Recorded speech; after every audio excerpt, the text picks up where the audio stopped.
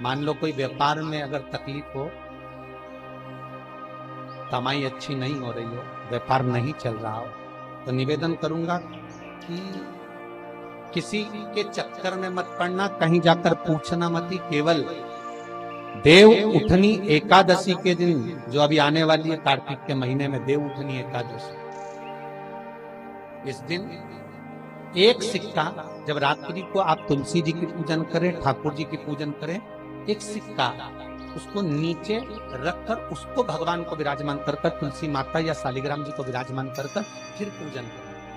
सुबह ब्रह्म मुहूर्त में 4 बजे जब आप देवता को उठाएं, वहां पर जब लीपन करें और उठाने जाएं, उस गन्ने की झोपड़ी के अंदर, तो वो सिक्के को अपने पल्लू में डालकर हल्दी की कटोरी में भरकर दुकान में, व्यापार में, व्यवसाय में रख दें। अगली एकादशी तक बताना जरूर कि कितना लाभ मिला, कितना कमाया आपने, सूचना जरूर देना हो, बताना जरूर कि कितना प्राप्त हो। क्यों? क्योंकि नारायण जब देव उठनी एकादशी पर उठते हैं, जब मेरे भगवान विष्णु अपना चरण नीचे रखते हैं, तो एक कुबेर और दूसरी स्वयं लक्ष्मी भगवान के चरण को अपने हाथों में झेल लेती है। तो जिस स्थान पर आप देवता को उठा रहे हो, जिस स्थान पर आप भगवान की आराधना कर रहे हो, जिस स्थान पर आप भगवान को जगाने का प्रयास कर रहे हो, वहां आप अगर लक्ष्मी को विराजमान कर देंगे, तो नारायण का चरण और लक्ष्मी दोनों कुबेर के साथ हमें प्राप्त हो सकते, हमें उसका फल प्राप्त। किसी लड़का और लड़की का विवाह नहीं हो रहा, 30 साल हो गए, 32 साल हो गए, 34 साल हो गए, लड़का लड़की का विवाह ही नहीं हो रहा, बहुत टेंशन है माता को। कोई मंगली है, कोई मांगलिक है, कोई मांगलिक है, कोई मंगल है, संबंध हो ही नहीं रहा, बहुत प्रयास कर। तो अब की बार कार्तिक महात्म को सुने हो आप, एक प्रयास छोटा सा कर देखो, ठीक है?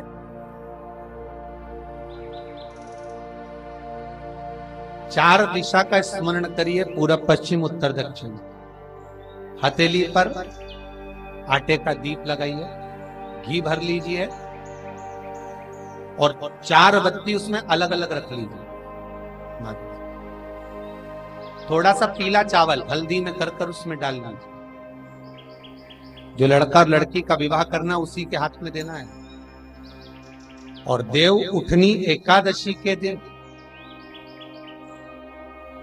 जिस दिन देवता उठेंगे, जिस जगह पर तुलसी शालिग्राम का आप पूजन करते हो, गन्ने के नीचे, ईख के नीचे तुलसी का प्यारा रखकर पूजन करते हो, वहां पर भगवान शिव और भगवान नारायण का नाम लेकर उस दिए को रगवा दीजिए और वहीं पर हल्दी का तिलक उस लड़का या लड़की का कर दीजिए और उसके हाथ में थोड़ी सी हल्दी लगा दीजिए। महाराज 2.5 महीने, 3 महीने तो बहुत हो गए, उस बच्चा और बच्ची का विवाह पक्का हो। महाराज श्रीमद् भागवत कथा कहती है, कार्तिक महात्म कथा है, तुलसी का क्यारा सौभाग्यवती नारियां जब जल का सिंचन कार्तिक महीने में करती है, तो उसका सौभाग्यता का आनंद पाती है। तुलसी बता देती है कि आपके घर की दशा क्या है। बार बार जल डालने के बाद भी तुलसी सूख रही है, बार बार आप पूजन कर रहे हैं, पाठ कर रहे हैं, तो भी तुलसी के तल सूख रहे हैं। तुलसी बता देगी कि तुम्हारे घर में तकलीफ आने वाली है, कष्ट आने वाला है, सूख रही है। किसी ने जरूर कुछ ना कुछ ऐसा है कि इसमें घर में तकलीफ आई, तुमने लगाया फिर सूखी, फिर लगाया फिर। तुलसा महारानी बता देती है कि कष्ट है। और जिस गमले की तुलसा ढेर घमोर हो, फलित हो, आनंद में हो, तो उस घर में फिर दुख नहीं आता, समृद्धि खुद बढ़ती चली।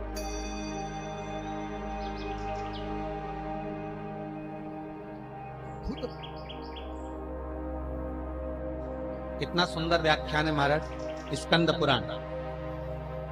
कभी मौका मिले तो ज्यादा कहीं से ना लाओ तो गीता प्रेस गोरखपुर की पढ़ लेंगे, ठीक है?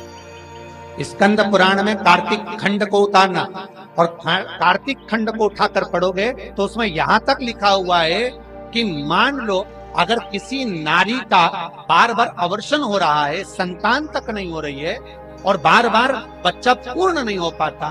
तो यही देव उठनी एकादशी के दिन, उसी जहां पर तुलसी और शालिग्राम जी का मंगल विवाह हुआ है, पूजन हुई है, देव उठे, और जब हम भगवान को देव उठाने के समय पर पूजन कर रहे हो तो वहीं का एक बेर, क्योंकि उस समय पर बेर आ जाता छोटा, वो पूजन में रखा था, वही बेर उस बहू की झोली में डालकर उसको वहीं पर बिठाकर खिला दीजिए महाराज। बच्चा कभी अधूरा पैदा नहीं होगा, पूर्ण बच्चा ही पूर्ण, अधूरा नहीं हो सकता, अपंग नहीं हो सकता, कम उम्र का पैदा नहीं हो सकता, पूर्ण उम्र लेकर ही पैदा। शिव पर चढ़ा हुआ बेर शिवरात्रि पर जो चढ़ता, राम जी ने लक्ष्मण जी को जो संजीवनी दी थी, वो संजीवनी थी क्या? संजीवनी जब शबरी मिली, पैर चक्कर राम जी को देती है, और राम जी ने एक बेर लक्ष्मण को दे दिया। लक्ष्मण को लगा बताओ ये बेलनी का जूता खाऊंगा, लक्ष्मण ने फेंक दिया। अब लक्ष्मण को शेष ना, कोई चीज फेंकेंगे तो पास में थोड़ी ना गिरेगी, दूर कोसों दूर जाकर गिर गया वो बेर। वो बेर जहां गिरा उसके पौधा उत्पन्न हो गया। जब शक्ति लग गई लक्ष्मण जी को, अब इसको क्या दिया जाए, तो सुषेण वेद कहते हैं जाओ संजीवनी ले। वही बेर की पत्ती जो लक्ष्मण ने फेंकी थी, वही बेर की पत्ती उठाकर मल कर दी गई। राम जी रोते रोते कह रहे हैं पहले ही खा लेता तो आज जरूरत ही नहीं पड़ती। एकादशी का व्रत कौन कौन देवता करता है? अग्नि पुराण, स्कंद पुराण स्पष्ट कहती है महाराज, भगवान विष्णु से लेकर लक्ष्मी जी ने नारायण से कहा आज एकादशी है, आप व्रत करेंगे? भगवान विष्णु बोले करने को तो कर लूं, मना नहीं, पर दिक्कत इतनी सी है, अगर मैंने एक दिन भी एक निवाला नहीं पाया तो संसार का ना जाने कितना जीव भूखा मर, कितना जीव।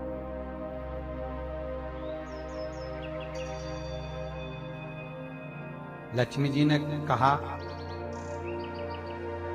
तो मैं व्रत करूं कि ना करूं? नारायण के शब्द सुनिएगा महाराज, स्कंद पुराण, विष्णु पुराण, अग्नि पुराण। नारायण कहते हैं लक्ष्मी तू एकादशी का व्रत कर,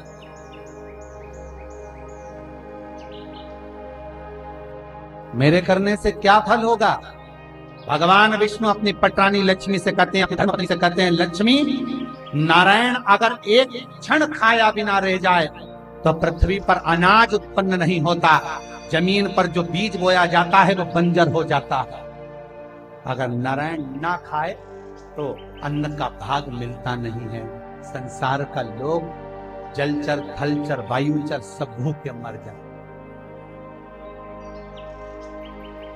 और लक्ष्मी अगर तू एकादशी का व्रत करेगी, अगर नहीं करती है तो जितने माताएं, जितने पुण्यवान जीव एकादशी का व्रत कर रहे हैं घर में तू प्रवेश नहीं करेगी। अगर तूने एकादशी का व्रत करा है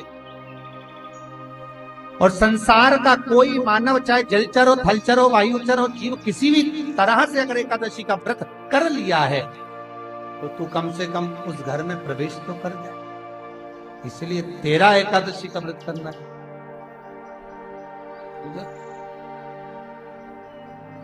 महाराज श्रीमद् भागवत कथा कह रही है, भगवान कृष्ण का पावन चरित्र कर, रुक्मणी और सत्यभामा, कालंदी, मित्रवंदा, लक्ष्मणा, सप्तमी सब संपूर्ण रूप से एकादशी का व्रत करते। भगवान नारायण की यहाँ पद्मावती, श्रीदेवी, भूदेवी सब एकादशी।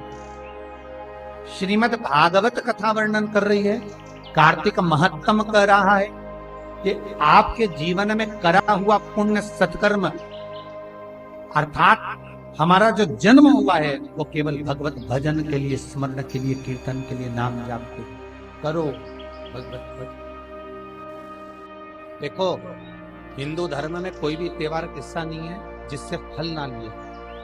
कोई भी त्योहार हिंदू धर्म का ऐसा नहीं जिससे फल ना लिए। आप एक एक त्योहार का स्मरण कर लीजिए माँ।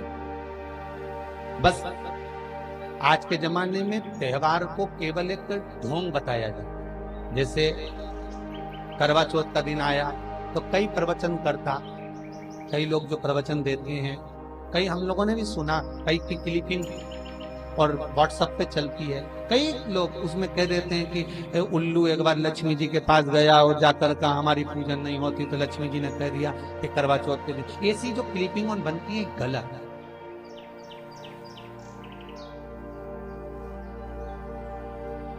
कई कथाकार कह देते हैं कि लक्ष्मी जी के पास में उल्लू गया और हमारी पूजन नहीं होती तो कह दिया करवा चौथ के दिन होगी।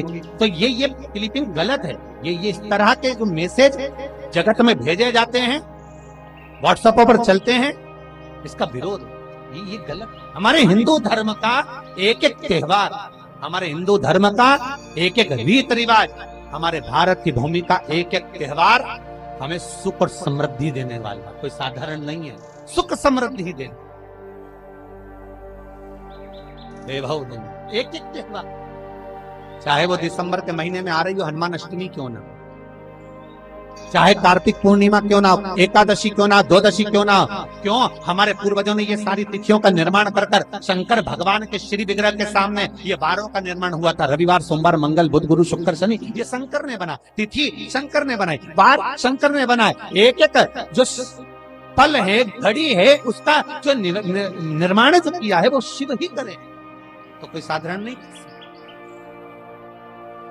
वो कोई सहज नहीं हो सकता।